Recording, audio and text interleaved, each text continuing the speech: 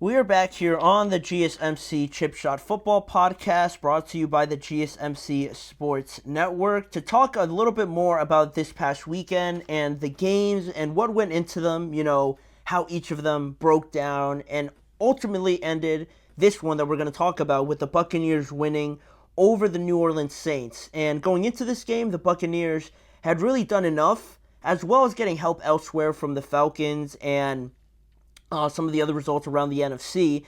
They've done enough this year that they were in a position still where all of their future was still held in the palm of their hands, basically, right? All they had to do was win. There was no scoreboard watching. There was none of that, right? All they had to do was just worry about themselves, which is a fantastic spot to be in, right? That's what everybody who finds themselves on the brink of making it or missing out, that's the ideal situation you want to be in going into the final game of the regular season. And although they did end up winning, it didn't start so well for the Buccaneers in this game. They actually began with only 6 points in the first half, and it was really a fantastic second half performance by Baker Mayfield. And really the thing you get with Baker Mayfield and the character and really his will and just his personality to go out there and really have the whole Bucs team embody his personality and his will to win, to really get this offense going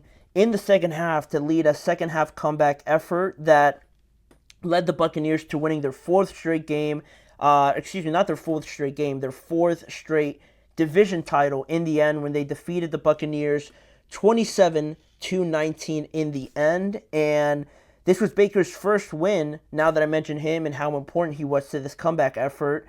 This was Baker's first win when trailing by 10 points or more. Previously, he was 0-43 when he found himself in this position. So, that's a great, feat to overcome there. But I don't think it's really too surprising, because the Bucs, in my opinion, definitely deserved to move on, just because of everything they went through, overcoming the injuries and everything like that, and really playing great, specifically on the offensive side of the ball over the last couple weeks here to end the season, to be in a position where I felt that they definitely should be in the next phase of the season, right? They should be in the postseason. And with that, not only was Baker able to accomplish that, kind of get over that hurdle, but he also helped culminate, the regular season with him having a personal best in passing yards and also passing touchdowns. He finished the year third in the NFL with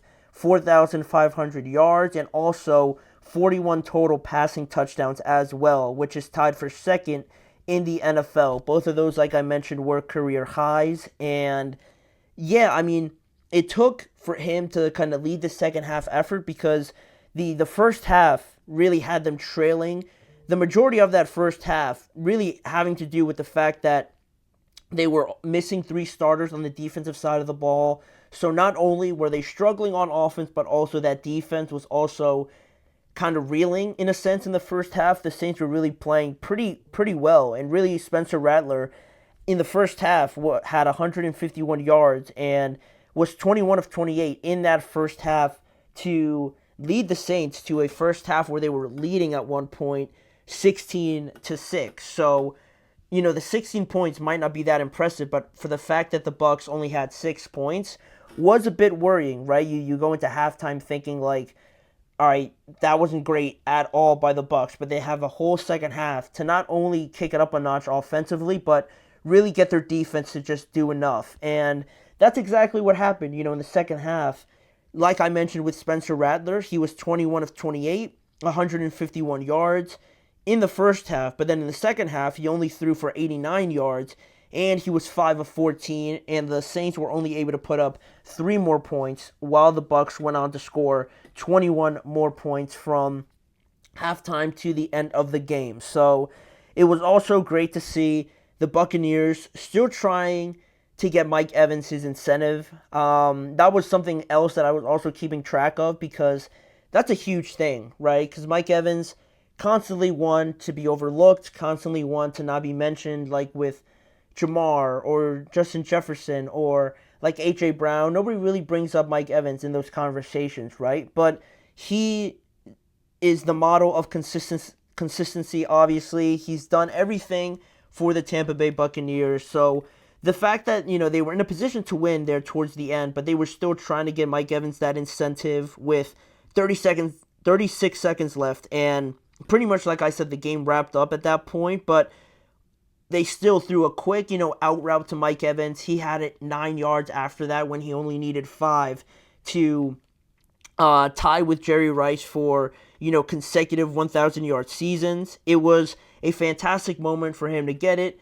And not only that, but celebrate there towards the end, where obviously it's a big deal to win the division, but not only for him to celebrate like that and also his teammates and really doing it at home as well, literally when the game was already over. I thought that was a pretty cool moment. And, kudos to the Buccaneers, Baker, Todd Bowles, and Liam Cohen, obviously, for all, not just taking a knee, not just going the traditional, boring way and just saying, all right, let's just knee it. It's team first, right? We got to focus on the win, right? Because these things matter. The individual things matter. The incentives matter for these guys. You like to reward them a little bit for all the hard work, especially the kind of historical effect that Mike Evans has, not only for the Bucs but in the NFL. It's cool to see, organizations do that.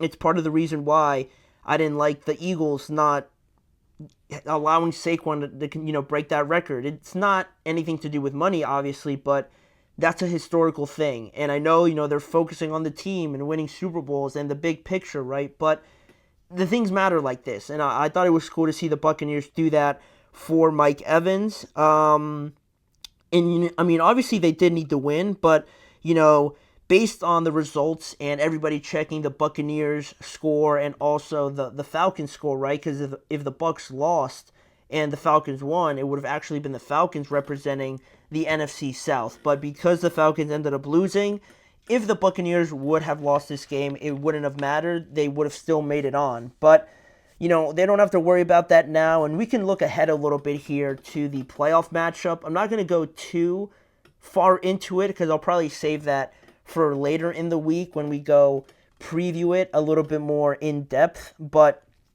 just looking at it right now, the Bucs have the opportunity again to host the Washington Commanders in the first round of the playoff this upcoming weekend. If you guys remember, they beat them 37-20 in week 1. But from that point on, you're not going to see that same Jaden Daniels that you saw in week 1. That was his first, taste of an actual NFL game, right? Not preseason, not anything like that. Now you're getting a much more...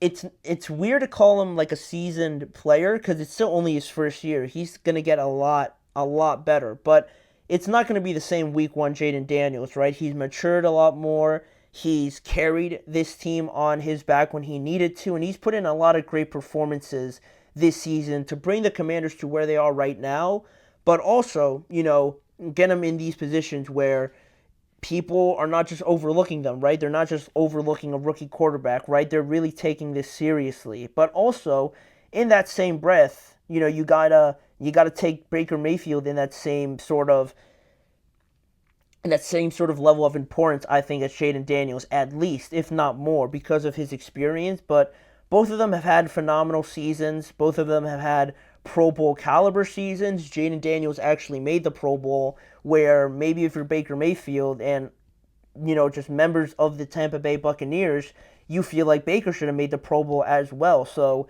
that's going to be kind of interesting, a little neat there that, you get that matchup between these two quarterbacks. You also get a matchup between two defensive head coaches in Dan Quinn and Todd Bowles, with offensive coordinators on each of their sides that could become head coaches next season, right? Liam Cohen has had a fantastic season taking over for Dave Canales with the Tampa Bay Buccaneers. He's certainly gotten some looks to be a head coach. And Cliff Kingsbury as well, from that rocky portion of his career with the Arizona Cardinals, now having great success with the Commanders and especially Jaden Daniels, he's also getting looks to be a head coach. So it'll be interesting to see those two matchups when they face off this weekend. And just in general, it'll just be fascinating to see how much more different this game is than week 1. I don't expect it to be very similar, but I'm just interested to see how much more, you know, mature and efficient each of these two teams looks in the first round of the playoffs, right? Because the Commanders are riding in on a good bit of momentum. Same thing for the Buccaneers as well. So having these two teams, two young, exciting teams meet in the first round is certainly going to be one of the games to look out for. I'm pretty sure it's on Sunday Night Football as well. So just adding even more excitement and build up around it should be a great game to watch on Sunday. But that's not all the games, obviously, that we're going to recap. We've got a few more to get to, starting with the Denver Broncos. On the other side of the NFL in the AFC conference, they clinched the final seed in the AFC by defeating the Kansas City Chiefs, and not only defeating them, but shutting them out in Denver to celebrate in front of their home crowd to return back to the playoffs. We're going to break down that game. What did we like about it, or just reactions in general, and again, looking a little bit ahead to that matchup against the Buffalo Bills. So don't go anywhere. That segment is coming up next. Looking